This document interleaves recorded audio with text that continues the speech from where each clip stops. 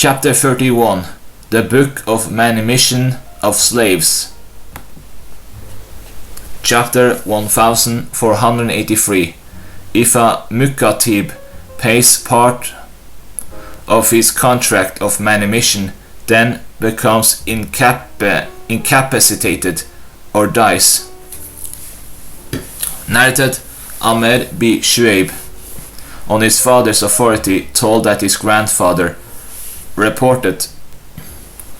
The Prophet said, a slave who has entered into an agreement to purchase his freedom is a slave as long as a dirham or dirham of the agreed price remains to be paid. Great Hassan. Narrated, Amr b Shu'aib, on his father's authority, told that his grandfather reported. The Prophet said, if any slave entered into an agreement to buy his freedom for 100 uqiyas, and he pays them all but 10, he remains a slave until he pays the remaining 10. And if a slave entered into an agreement to purchase his freedom for 100 dinars, and he pays them all but 10 dinars, he remains a slave until he pays the remaining 10. Abu Dawud said, this narrator Abbas al-Jariri is not the same person. They said, it is misunderstanding. He is some other narrator. Great Hassan. Narrated, Salama, Mu'minin. The Messenger of Allah said to us, if one of you has a slave and he enters into an agreement to purchase his freedom and can pay the full price, she must veil herself from him. Great Daif. Chapter 1484. Selling a mukatib if his contract of manumission is annulled. Urwa, quoting from Aisha, said that Barira came to her seeking her help to purchase her freedom, and she did not pay anything for her freedom. Aisha said to her,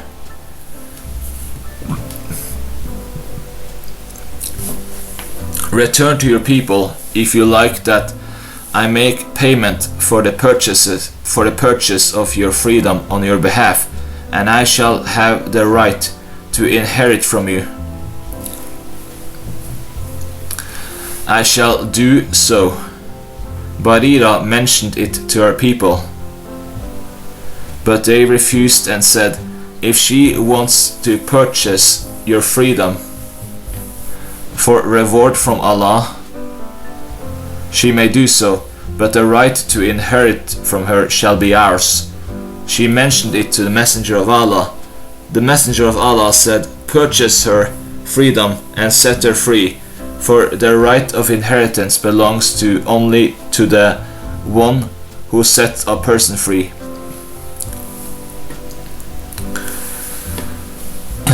The Messenger of Allah then stood up and said, if anyone makes a condition which is not in Allah's book, he has no right to it, even if he stipulates it 100 times. Allah's condition is more valid and binding. Great Sahih. Aisha said, Burira came seeking my help to purchase her freedom. She said, I have arranged with my people to buy my freedom for 9 uqiyas, one to be paid annually, so help me. She, Aisha, said, if your people are willing that I should count them uqiyas out to them all at one time and set you free, and that I shall have the right to inherit from you, I shall do so. She then went to her people. The narrator then transmitted the rest of the tradition, like the version of Al-Sudi, he added to the wordings of the prophet in the last, "What is the matter with people that one of you says, 'Set free, O so and so, and the right of inheritance belongs to me. The right of inheritance belongs to the one who has set a person free.'" Great Sahih. Narrated Aisha, Muminin. Juwayriya, daughter of Al-Harith ibn al-Mustalik, fell to the lot of Thabit ibn Qais ibn Shammas, or to her cousin. She entered into an agreement to purchase her freedom. She was a very beautiful woman, most attractive to the eye. Aisha said, "She then came to the Messenger of Allah, asking him for the purchase of her freedom. When she was standing at the door, I looked at her with disapproval. I realized that the Messenger of Allah would look at her in the same way that I had looked. She said, 'Messenger of Allah, I am Juwayriya, daughter of Al-Harith, and something has happened to me which is not forbidden from you. I have fallen to the lot of Thabit ibn Qais ibn Shammas, and I have entered into an agreement to purchase of my freedom. I have come to you to seek assistance for the purchase of my freedom.' The Messenger of Allah said, 'Are you inclined to that which is better?' She asked, 'What is that, Messenger of Allah?' He replied, 'I shall pay the price of your freedom on your behalf, and I shall marry you.' She said, 'I shall do this.'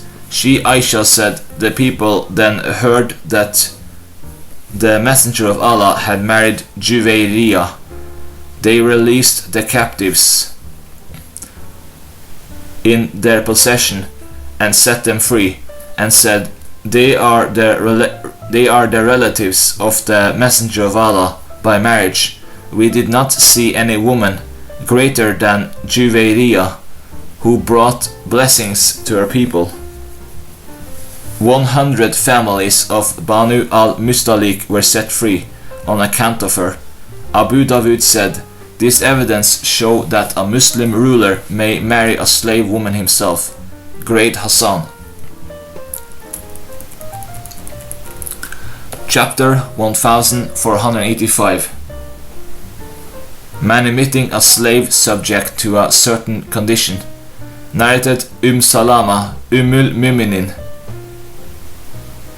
Safina said, "I was a slave of Salama, and she said, 'I shall emancipate you. But I stipulate that you must serve the Messenger of Allah as long as you live.' I said, 'Even if you do not make a stipulation, I shall not leave the Messenger of Allah.' She then emancipated me and made the stipulation with me." Great Hassan. Chapter 1486. One who manumits his share of a slave. Narrated Abu al-Mali. On his father's authority, this is Abu Walid's version.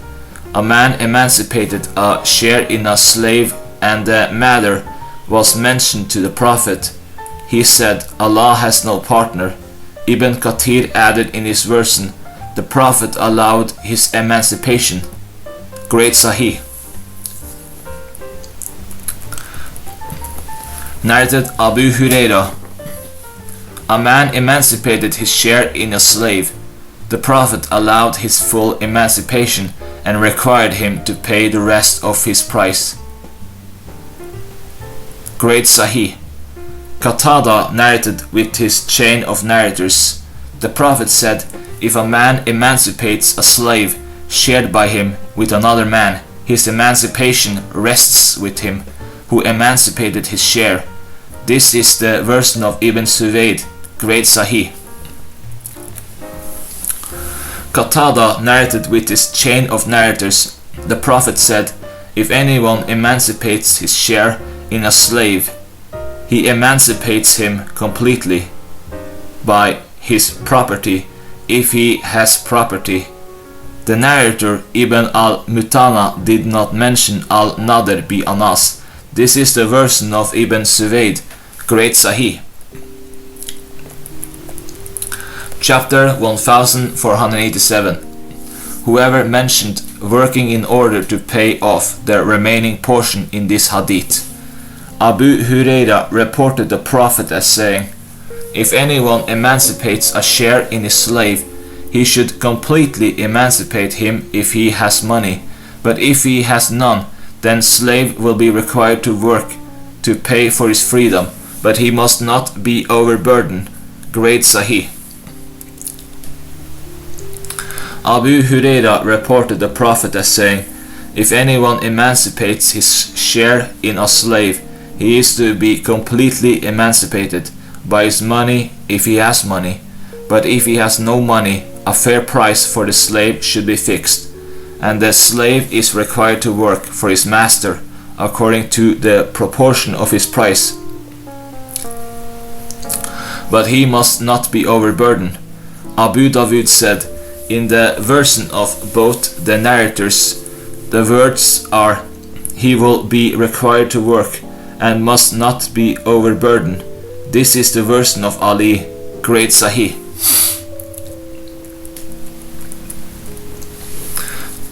The tradition mentioned above by Rav bi Ubada from Sa'id bi Abu Aruba. In this version he did not mention the words, the slave should be required to work.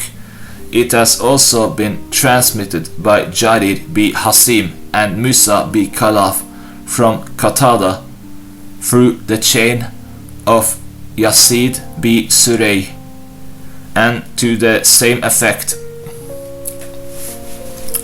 In this version they mentioned the words, the slave should be required to work.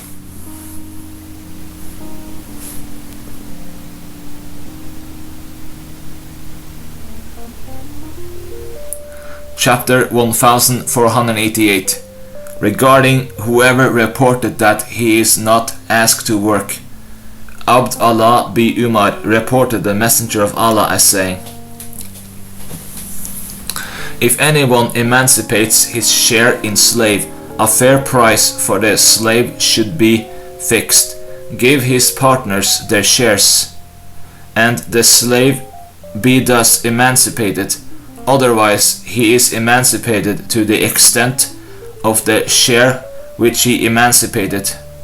Great Sahih. The tradition mentioned above has also been transmitted by Ibn Umar to the same effect through a different chain of narrators. Nafi sometimes said, he will be emancipated to the extent of the share which he emancipated, and sometimes he did not say these words. Great Sahih.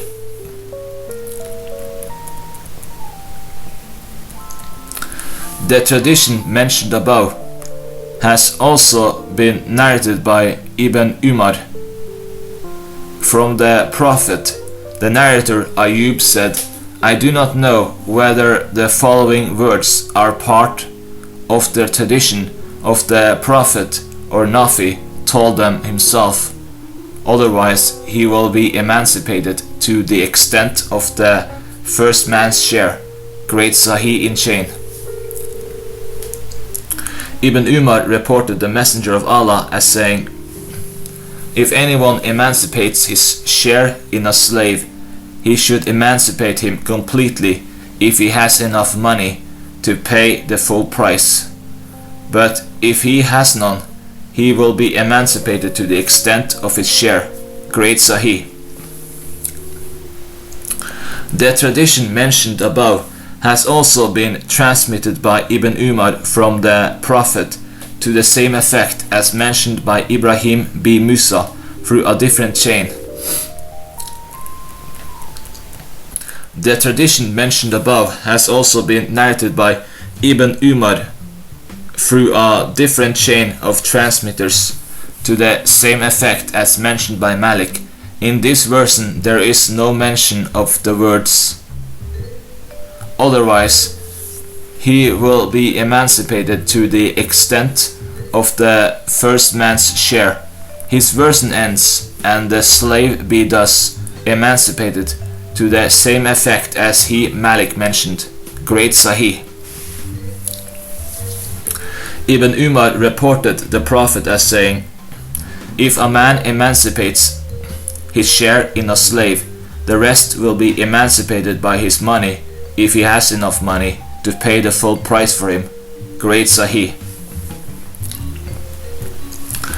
Ibn Umar reported the Prophet as saying, "If a man is shared by two men, and one of them emancipates his share, a price of the slave will be fixed, not more or less, and he will be emancipated by him in case he is rich." Great Sahih. Narrated At-Talab. On the authority of his father, a man emancipated his share in a slave. The Prophet did not put the responsibility on him to emancipate the rest. Ahmad said, "The name Ibn al-Talab is to be pronounced with a ta and not with fa, as Shuba could not pronounce ta. He said fa." Great Da'if in chain.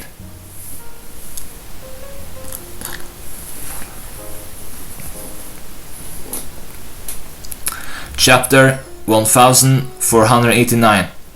Regarding one who acquires a maram, relative, as a slave. Narrated Samura.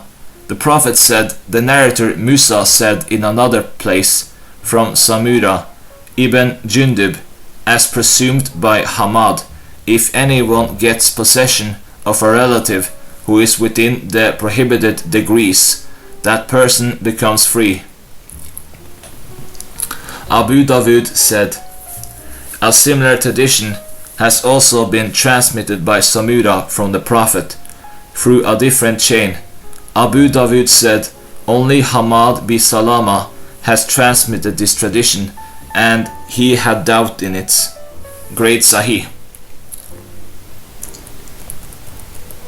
Narrated Umar ibn al-Khattab. Qatada reported Umar ibn al-Khattab, may Allah be pleased with him, as saying, if anyone gets possession of a relative who is within the prohibited degrees, that person becomes free. Great Da'if Mawkuf. Qatada reported Umar bi al-Khattab as saying, if anyone gets possession of a relative who is within the prohibited degrees, that person becomes free. Great Sahih Maktu. A similar tradition has also been transmitted by Jabir b. Said and Al-Hassan through a different chain of narrators. Abu Dawud said, the narrator Sa'id retained the tradition more carefully than Hamad. Great Sahih Maktu. Chapter 1490. Manumission of Umhat al-Awlad.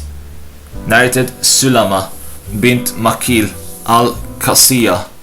My uncle brought me to Medina in the pre-Islamic days. He sold me to al-Hubab ibn Amr, brother of Abul Yusr ibn Amr. I bore a child, Abdur Rahman ibn al-Hubab, to him, and he, al-Hubab, then died.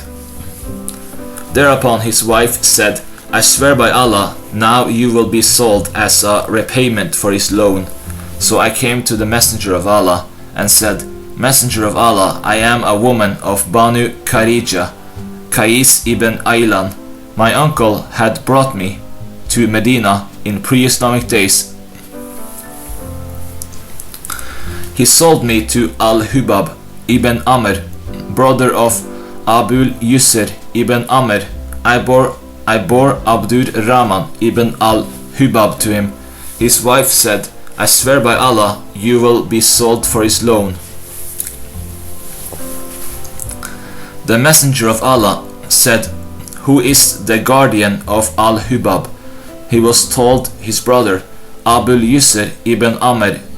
He then sent for him and said, set her free when you hear that some slaves have been brought to me, came to me, and I shall compensate you for her.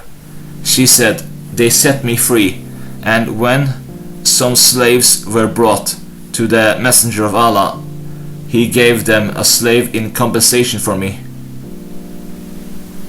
Great Da'if in chain. Narrated Jabir ibn Abdullah. We sold slave mothers during the time of the messenger of Allah and of Abu Bakr when Umar was in power. He forbade us and we stopped. Great Sahih. Chapter 1491. Selling a Mudabir.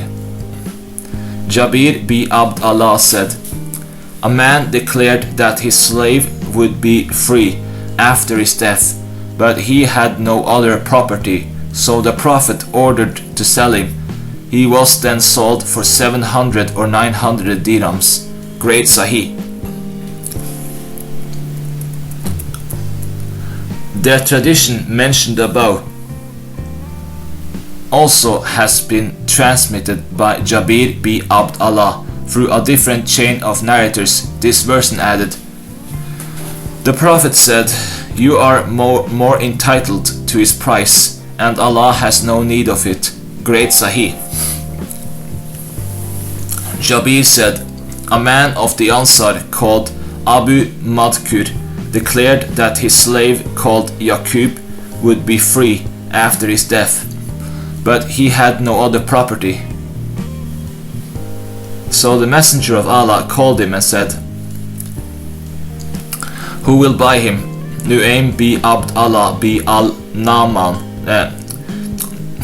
Nu'aym bi Abd Allah bi al-Naham bought him for 800 dirhams. When he handed them over to him, he Prophet said, if any of you is poor, he should begin from himself. If anything is left over, give it to your family. If anything is left over, give it to your relatives. If anything is left over when they received something, then here and here. Great Sahih. Chapter 1492. Regarding one who manumits slaves of his that exceed 1/3 of his property. Imran bin Hussein said, a man who had no other property emancipated 6 slaves of his at the time of the death when the Prophet was informed about it. He spoke severely of him. He then called them, divided them into 3 sections, cast lots among them, and emancipated 2 and kept 4 in slavery. Great Sahih. The tradition mentioned above has also been transmitted by Abu Kilaba through a different chain of narrators on the authority of Imran bin Hussein to the same effect, but in this version he did not mention, he spoke severely of them. Great Sahih.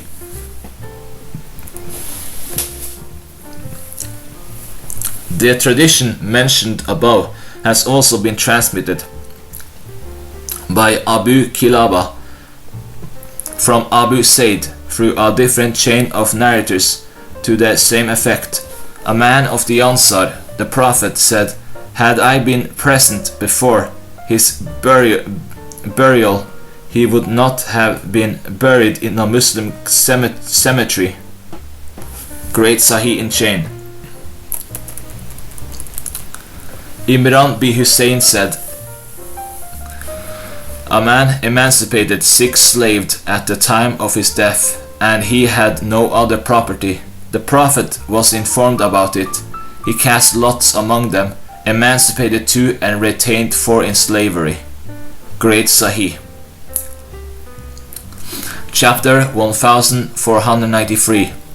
Regarding one who manumits a slave who has property. Abd Allah bi Umar reported the Messenger of Allah as saying, if anyone emancipates a slave who has property,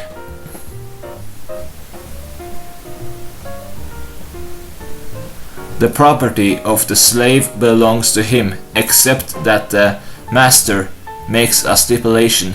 Great Sahih.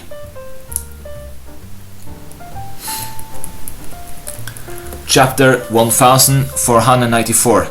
Manumitting one who was born out of Zina. Narrated Abu Huraira. The Prophet said, the child of adultery is worst of the 3. Abu Huraira said, that I give a flog in the path of Allah as a charity is dearer to me than emancipating a child of adultery. Great Sahih. Chapter 1495.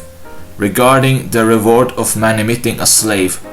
Narrated Watila ibn al-Aska. Al-Arif ibn ad-Dailami said, we went to Watila ibn al-Aska and said to him, tell us a tradition which has not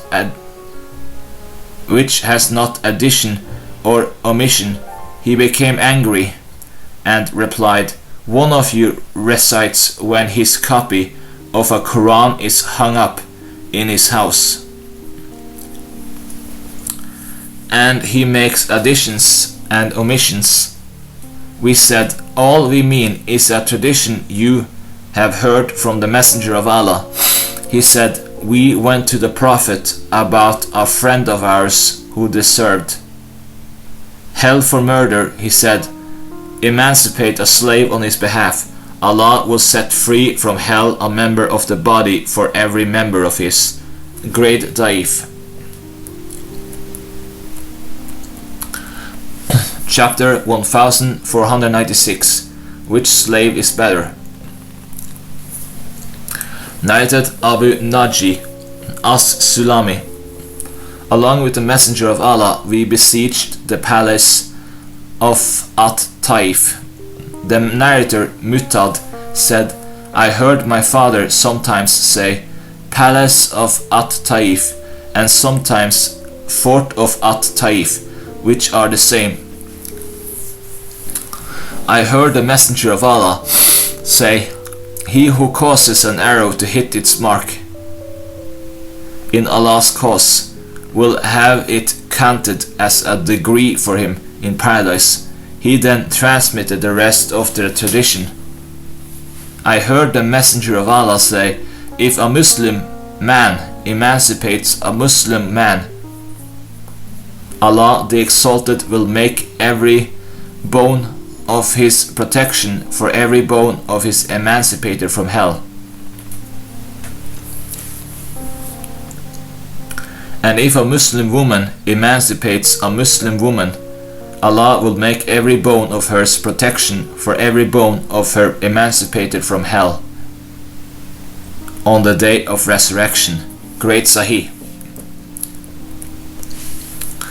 Amr ibn Abasa said that Mara ibn Kab said, I heard the Messenger of Allah say, if anyone emancipates a Muslim slave, that will be his ransom from Jahannam. Great Sahih. The tradition mentioned above has also been transmitted by Mu'ad through a different chain of narrators. After mentioning the words, if any Muslim emancipates a Muslim slave, and if a woman emancipates a Muslim woman, this version adds, if a man emancipates 2 Muslim women, they will be deliverance from hell fire. 2 bones of their will be emancipation for each of his bone. Abu Dawud said, Salim did not hear traditions from Shurabil.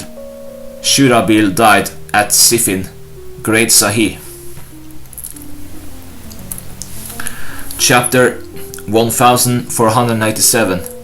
The virtue of manumitting slaves when the master is healthy. Narrated Abu Darda.